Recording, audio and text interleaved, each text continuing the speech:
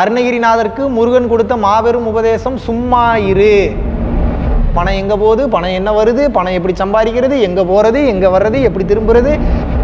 ஏன் சும்மா இருக்கணும்? சும்மா இருக்கும்போது தான் ஒருவன் தனக்குள்ளே பயணிக்க ஆரம்பிப்பான். சும்மா இருக்கும்போது நடக்கக்கூடிய அதிசயங்களை பார்த்து மிரண்டு போவீங்க.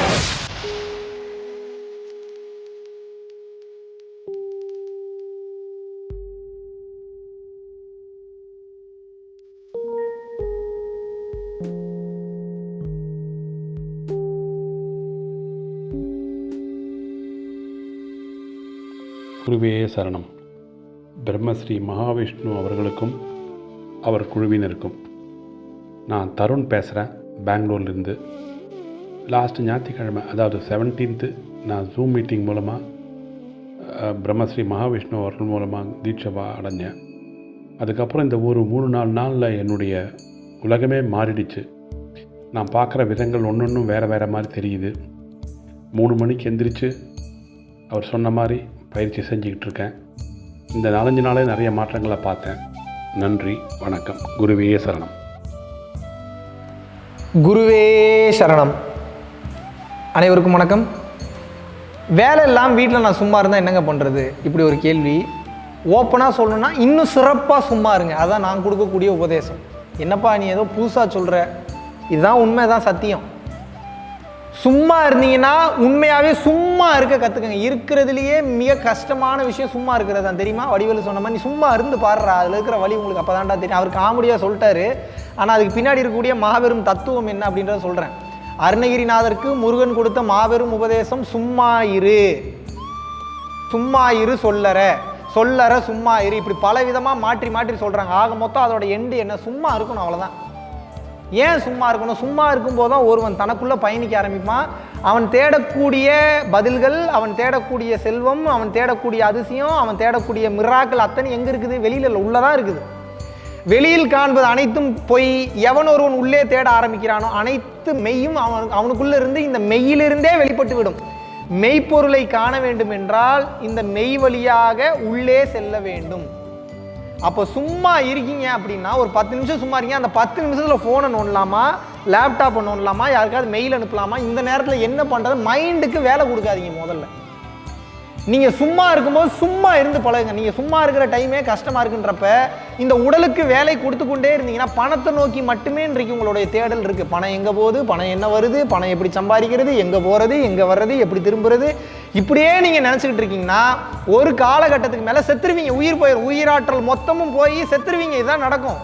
எல்லா நோயும் வந்துடும் உங்களுக்கு. தூங்குறது எதுக்கு?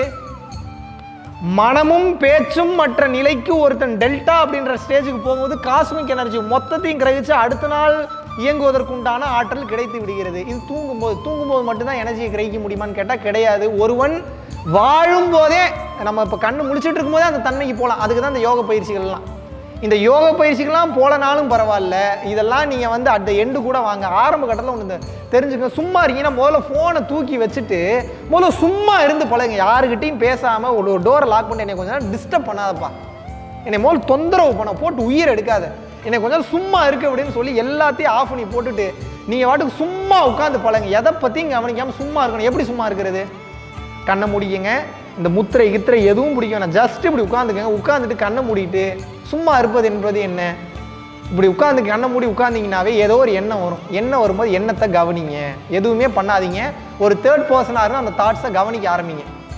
எப்போ நீங்கள் அந்த தேர்ட் பர்சனாக இருந்து அந்த தாட்ஸை கவனிக்க ஆரம்பிக்கிறீங்களோ அப்போ என்ன ஆகுன்னு வந்து பார்த்தீங்கன்னா இந்த சும்மா இருக்கிறதுன்றதுக்கு உண்டான உண்மையான எக்ஸ்ட்ரெஸி, அந்த மெய் மறந்த இன்பத்தையே நீங்கள் அப்போ தான் பார்க்க ஆரம்பிப்பீங்க. அதை முதல்ல நீங்கள் நல்லா புரிஞ்சுக்கணும்.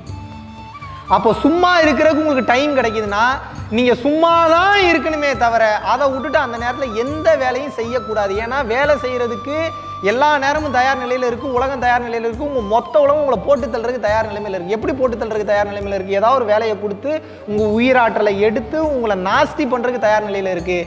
உண்மையாகவே நீங்கள் தெரிந்து கொள்ள வேண்டிய உண்மை என்னன்னா, சும்மா இருக்கும்போது சும்மா இருந்து பழகுங்க. சும்மா இருக்கும்போது நடக்கக்கூடிய அதிசயங்களை பார்த்து மிரண்டு போவீங்க.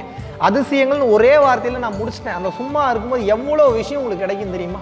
அவ்வளோ கிடைக்கும். ஆல்பர்ட் ஐன்ஸ்டீன் என்ன சொல்கிறாரு அப்படின்னா, நல்ல ஒரு விஷயத்தை புரிஞ்சுக்குங்க. Sometimes I stuck up with some places to get some answers, but I don't get anything. I get frustrated and I go to sleep.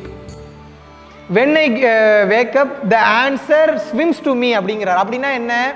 ஒரு சில பதில்கள் கிடைக்காம குழம்பி போய் கடுப்பாகி போய் டென்ஷன் ஆகி போய் டென்ஷனில் இருப்பேன். நான் என்னடா கிடைக்கலையே எனக்கு கடுப்பாகி போய் பேசாமல் படுத்துருவேன். தூங்கி முடிச்சு எந்திரிப்பேன். எந்த கேள்விக்கு பதில் தேடிட்டு இருந்தனோ அந்த கேள்விக்கு உண்டான பதில் ஆட்டோமேட்டிக்காக என்ன தேடி வரும். நான் ஒன்றுமே பண்ணாமல் இருக்கிறப்ப தேடி வருங்கிறார். அப்போ ரகசியம் என்ன? சும்மா இருந்தீங்கன்னா அத்தனையும் கிடைக்கும் உங்களுக்கு. இதுதான் ரகசியம், மாபெரும் ரகசியம், மாபெரும் ரகசியம். புத்தர் போதித்த 10 நாள் விபாசனா நீங்கள் அட்டன் பண்ணியிருந்தீங்கன்னா தெரியும், நீங்கள் போயிருந்தீங்கன்னா தெரியும். 10 நாள் உங்களுக்கு கிளாஸு சும்மா இருக்கிறது தான். உங்களால் சும்மா இருக்கவே முடியாது. ஏதாவது வேலையை செஞ்சுக்கிட்டே இருக்க தூண்டும். இதை போய் செய்ய, அதை போய் செய்ய, உட்கார முடியாமல் உடம்பெல்லாம் நடுக்கம் கொடுக்க ஆரம்பிக்கும்.